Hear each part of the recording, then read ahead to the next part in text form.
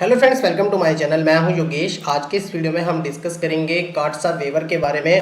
क्यों यूएस जो है इंडिया के ऊपर सैंक्शन नहीं लगा रहा अंडर काटसा एक्ट, इसके बारे में भी हम डिस्कस करेंगे। सबसे पहले हम यहां पर देखेंगे S-400 मिसाइल डिफेंस सिस्टम के बारे में। उसके बाद हम देखेंगे कि इस डिफेंस मिसाइल सिस्टम की सिग्निफिकेंस क्या है इंडिया के लिए, और लास्ट में हम बात करेंगे काटसा एक्ट के बारे में। तो सबसे पहले हम शुरू करते हैं। अगर बात करें S-400 मिसाइल डिफेंस सिस्टम की, ये एक mobile surface to air missile system है जिसको डिजाइन किया है रशिया ने। ये वर्ल्ड का अब तक का most dangerous operationally deployed missile defence system है वर्ल्ड के अंदर।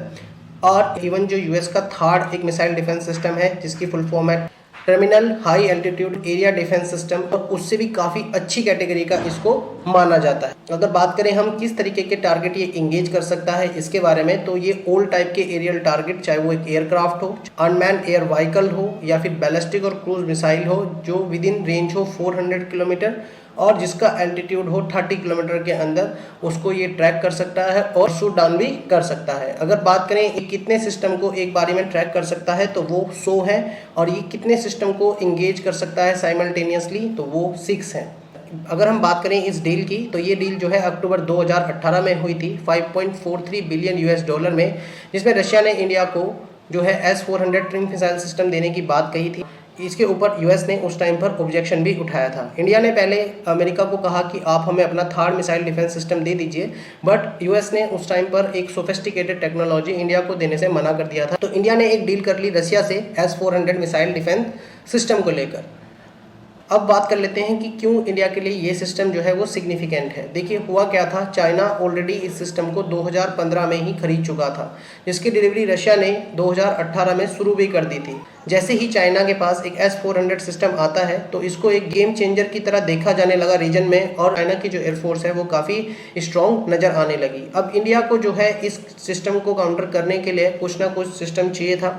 इंडिया पहले गया यूएस के पास। यूएस ने, मैंने आपको पहले ही बताया कि यूएस ने अपना थर्ड सिस्टम देने से मना कर दिया था। यूएस जो है इंडिया को बहुत जल्दी स्टेट ऑफ द आर्ट और सोफिस्टिकेटेड टेक्नोलॉजी नहीं देता है। तो यही वजह थी कि इंडिया फिर रशिया के पास गया। इंडिया ने S-400 missile defence system purchase कर ली, जिसकी डिलीवरी भी 2021 नवंबर से शुरू हो चुकी है। अगर हम बात करें इस काटसा एक्ट की, देखिए काटसा एक्ट जो है वो यूएस का एक फेडरल लॉ है जो 2017 में इन्होंने इनेक्ट किया, और इसके अंदर जो यूएस के प्रेसिडेंट हैं उनको पावर दे दी जाती है कि यूएस जो है उन कंट्रीज़ के ऊपर सैंक्शन लगा सकता है जो एक सिग्निफिकेंट ट्रांजैक्शन करते हैं रशिया के डिफेंस और इंटेलिजेंस सेक्टर में। इसका अल्टीमेट गोल ये है कि जो रिवेन्यू रशिया की गवर्नमेंट को जाता है उसको रोका जा सके, और साथ के साथ ये सैंक्शन लगाता है ईरान और नॉर्थ कोरिया के ऊपर भी, अगर कोई भी कंट्री उनके साथ कोई भी ट्रांजैक्शन या ट्रेड करता है। 2018 आते आते यूएस के अंदर ये आवाज़ उठने लगी कि ये जो एक्ट है कहीं ना कहीं यूएस के इंटरेस्ट को हार्म करेगा लॉन्गर टर्म में। तो यूएस के प्रेसिडेंट को एक अथॉरिटी दे दी गई कि वो किसी भी कंट्रीज को केस बाय केस बेसिस पे काटसा से वेवर दे सकते हैं। लेकिन अब हुआ क्या है कि यूएस का हाउस ऑफ रिप्रेजेंटेटिव है, वहां पर एक अमेंडमेंट लाया गया काटसा के अंदर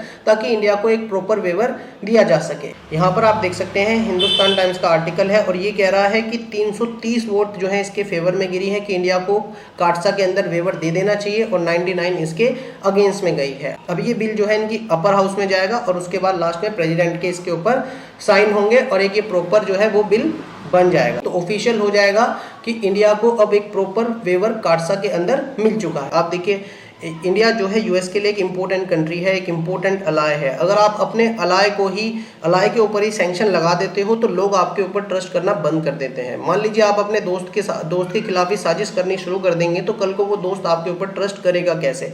तो ये जो रिलेशनशिप अभी डेवलप हुआ है, बहुत सारी गुडविल जो है जनरेट हुई है इंडिया यूएस रिलेशन में, ये कहीं ना कहीं इससे इम्पैक्ट होती और इंडिया जो है वो और ज़्यादा मूव ऑन कर जाता रशिया और चाइना की तरफ। तो कहीं ना कहीं यूएस के अंदर जो पढ़े लिखे वर्ग हैं, जो इनकी पॉलिसी इंस्टीट्यूट है, उन्होंने ये बात कन्वे की है कि भाई अगर आप इंडिया जैसी कंट्री के ऊपर सैंक्शन लगाते हो तो आप इंडिया को और करीब धकेल रहे हो रशिया और चाइना के। तो इसी चीज को देखते हुए यूएस ने जो है इंडिया को वेवर देने की बात कही है। अब एक चीज आप और भी देख सकते हैं, कल के दिन यूएस जो है वो इंडिया के ऊपर सैंक्शन लगा भी देता तो क्या पता इंडिया उन सैंक्शन को नहीं मानता, क्योंकि हमारी कंट्री की जो पॉलिसी है वो इस प्रकार रही है कि हम सिर्फ यूएन सिक्योरिटी काउंसिल और यूएन के लगाए हुए सैंक्शनों को मानेंगे, बाकी हम कंट्री स्पेसिफिक सैंक्शन को नहीं मानते हैं। तो ये पॉलिसी भी आप जो है अपने एग्जाम में लिख सकते हो कि इंडिया की पॉलिसी ये है कि सैंक्शन लग भी जाते तो इंडिया को उन सैंक्शन से कोई फर्क पड़ता नहीं, क्योंकि इंडिया जो है कंट्री स्पेसिफिक सैंक्शन को नहीं मानता है।